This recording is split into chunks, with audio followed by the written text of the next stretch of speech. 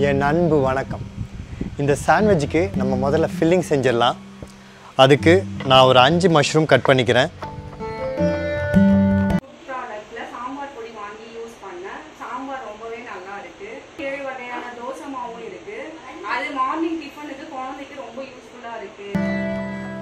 அரை வெங்காயம் நீல நீளமா வெட்டிக்கலாம். ஒரு சின்ன பீஸ் கேபேஜ்,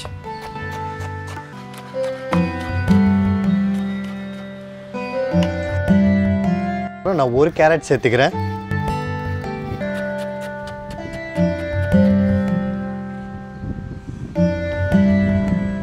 நம்ம எண்ணெய் ஊற்றிக்கலாம்.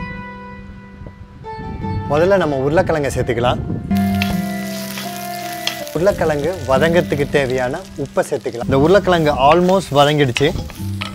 இப்போ நான் பீன்ஸும் கேரட்டும் சேர்த்துக்கிறேன். இப்போ நம்ம மஷ்ரூமையும் கேபேஜையும் சேர்த்துக்கலாம்.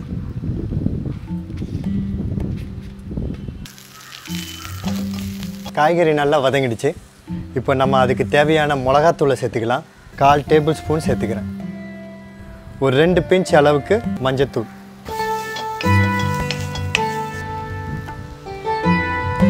உருளைக்கிழங்கு நல்லா வெந்துடுச்சு. கடைசியாக வெங்காயம் போடுறதுக்கு காரணம் அது நல்லா க்ரன்ச்சியாக இருக்கும். ஸோ லேசாக அதை வதக்கி விட்டால் போதும். நம்ம மிளகுத்தூளை போட்டு ஃபினிஷ் பண்ணிடலாம். இந்த ஃபில்லிங்கை தனியாக எடுத்து வச்சிடலாம்.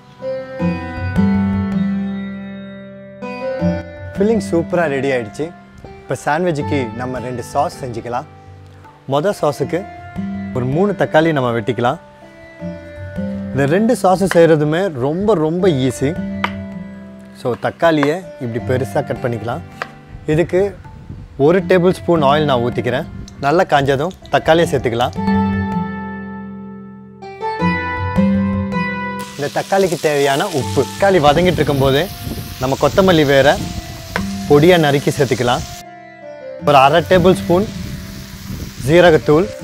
தக்காளி வதங்கிட்டு இருக்கும்போதே அதை நல்லா இப்படி மசிச்சுக்கலாம். தக்காளி நல்லா வதங்கிடுச்சு. மசிச்சுக்க போகிறேன். உங்களுக்கு வேணும்னா நீங்கள் மிக்சியில் போட்டு கூட ஒரு சுற்றிக்கலாம். கொத்தமல்லியை பொடியாக நறுக்கி சேர்த்துக்கலாம்.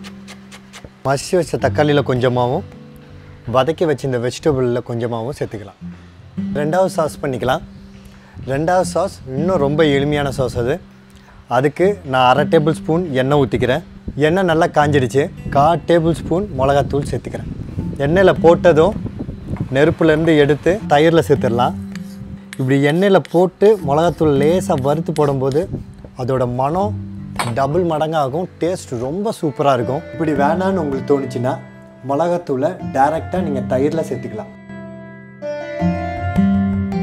ப்ரெட்டு நல்லா டோஸ்ட் பண்ணியாச்சு. இப்போ நம்ம சாண்ட்விட்சை அசம்பிள் பண்ணிடலாம். முதல்ல இந்த யோகர்ட் சாஸை நல்லா ப்ரெட்டில் போட்டு ஸ்ப்ரெட் பண்ணிக்கலாம். வெஜிடபிள் ஃபில்லிங்கை அது மேலே வச்சுக்கலாம். நம்ம தக்காளியில் பண்ண சாஸை அது மேலே போட்டுக்கலாம்.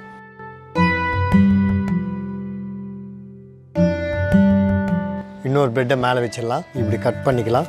இந்த சாண்ட்விட்சை யோகர்ட் சாஸில் டிப் பண்ணி சாப்பிட்டா ரொம்ப ருசியாக இருக்கும்.